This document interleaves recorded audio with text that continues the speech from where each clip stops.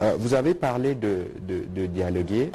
Vous savez qu'actuellement même les Russes et les Ukrainiens continuent de parler parce que c'est par l'Ukraine que les Russes fournissent le gaz à l'Europe. Et nous, cette situation ne nous écartera pas de la voie royale que nous avons choisie. Aujourd'hui, on veut nous mettre dans une situation de défense et d'intégrité du territoire et nous donnerons tout pour ça. Mais l'objectif de départ pour nous, comme pays central, au cœur de la sous-région, c'est de dire aux autres, nous avons, nous, été victimes pendant des années de la plupart de nos voisins. Je me fais l'économie de vous faire un rappel de certains faits historiques. Mais comme je vous l'ai dit, nous avons fait le choix de regarder les futurs. C'était en réalité un choix de grandeur à la dimension de notre pays. Et donc aujourd'hui, nous ne pouvons pas fermer toutes les options des discussions, mais à condition que ceux qui veulent discuter avec nous viennent avec un esprit sincère, comme le nôtre. Notre sincérité qui peut passer dans notre opinion publique.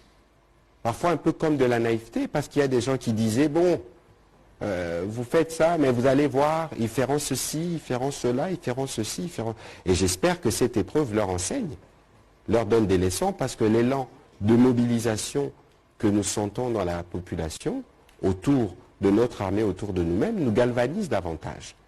Et donc, il faut considérer que nous défendrons l'intégrité de notre territoire à tout prix, si les gens pensent qu'ils peuvent continuer à s'y hasarder. Mais pour le reste, vous venez, mais discutons sincèrement. L'agenda caché, sans des prétextes fallacieux, pour venir troubler la quiétude de notre pays. Et vous savez que dans les jours qui viennent, nous recevons la visite papale à Kibumba même, se sont déroulés, mais malgré cela, le pape confirme sa visite en République démocratique du Congo.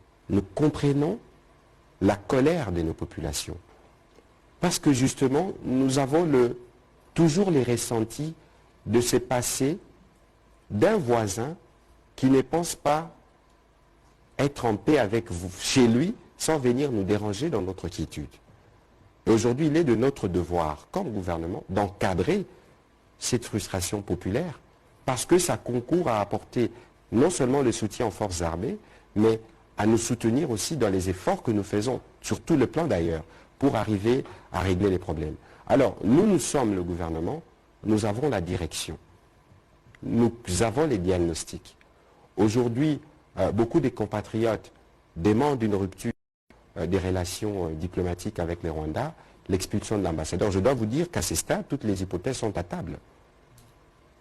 Toutes les hypothèses sont à table, mais nous, de par la stratégie pacifiste du président Tshisekedi, il ne faut pas oublier que l'année dernière, c'est lui qui était le médiateur en chef de l'Union africaine.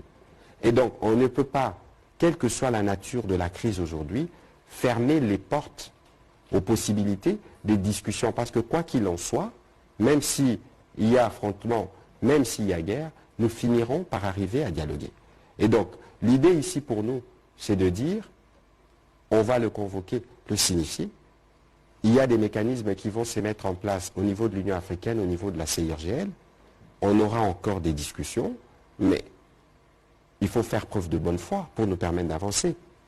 Si l'idée, c'est de ne pas avancer, si l'agenda, c'est un agenda belliqueux, nous n'aurons pas d'autre que de tirer les conséquences de cette attitude-là. Mais malheureusement, les populations rwandaises en pâtiront.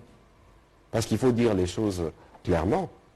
Lorsque nous avons normalisé les relations avec le Rwanda, mais les avions rwandais qui viennent ici, qui viennent le plus? Vous avez même vu une publicité qui est faite avec notre échangeur à nous.